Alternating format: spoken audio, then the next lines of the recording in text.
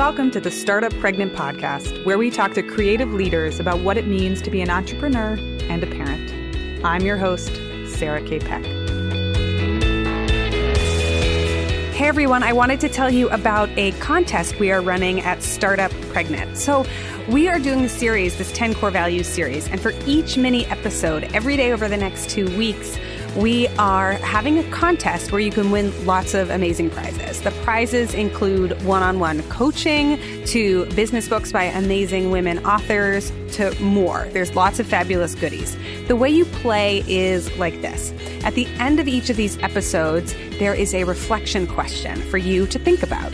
So listen to the 10-minute episode and then answer the question. Go pop over to our blog at startuppregnant.com and write your answer to the question. And every time you post a comment, you get another chance to win. So the contest is open November 13th through November 30th, 2017. So I hope you enjoy. Take a listen to this episode and then go leave a comment on our blog to play in the contest. Welcome back, everybody, to our 10 by 10 series. We are on number 7 today, where we are looking at the core values of the Startup Pregnant philosophy. So today we're going to look at number 7. Number 7 goes like this. You don't have to do things the way that they've always been done. You don't have to do things the way that they have always been done before.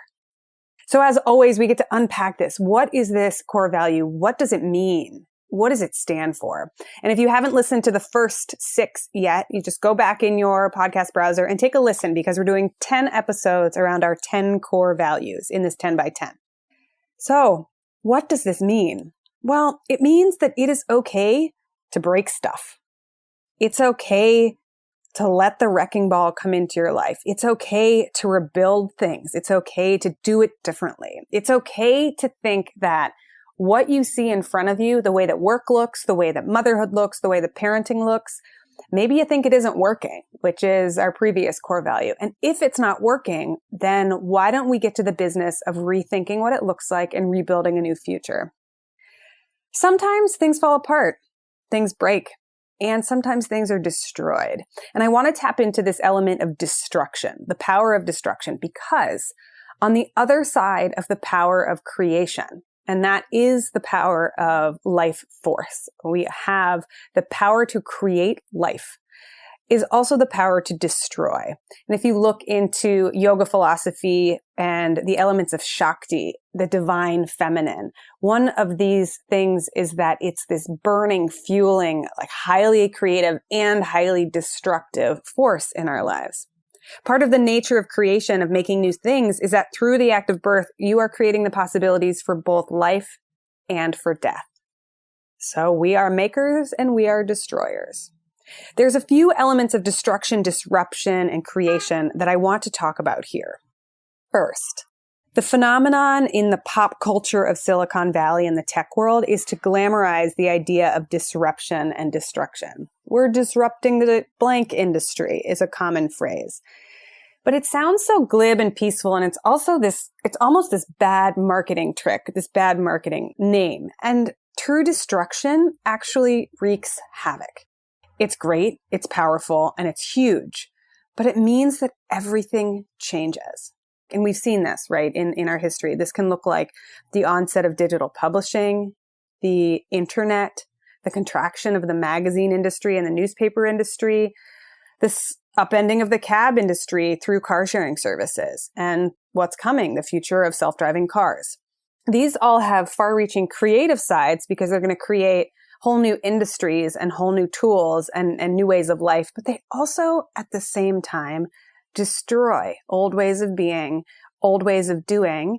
And in Schumpeterian economic terms, creative destruction is that moment when something is destroyed and it's not recovered. So there's real consequences for real people's lives.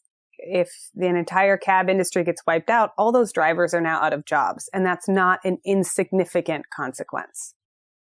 Startups and pregnancies have a lot in common because they are both these potent elements of creation and they harness this full power. It doesn't mean that there isn't an element of destruction that happens along the way.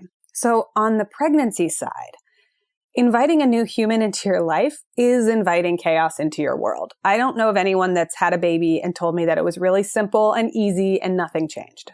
Although if somebody does want to tell that story, please tell them to contact me and I'll interview them for the podcast.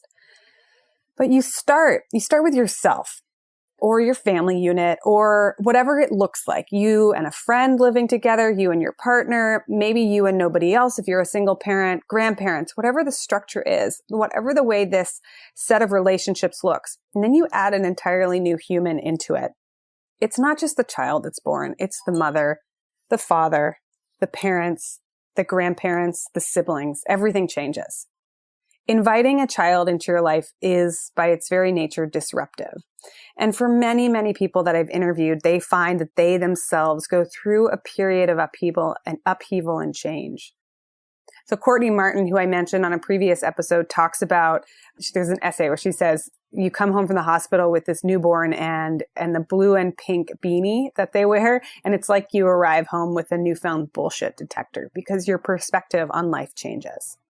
The philosophy here is that in inventing new futures, both in work and in our lives, and in inviting new people into our families, first, the power of creation and destruction is central to this.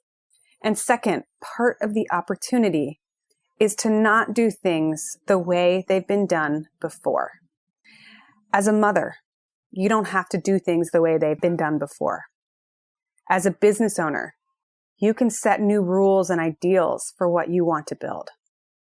As a startup, it's almost your very goal to not do things the way they've been done before. And as a person and an individual, you don't have to work within the framework that you've been working. There is potential for disruption. And this is our core value, number 7.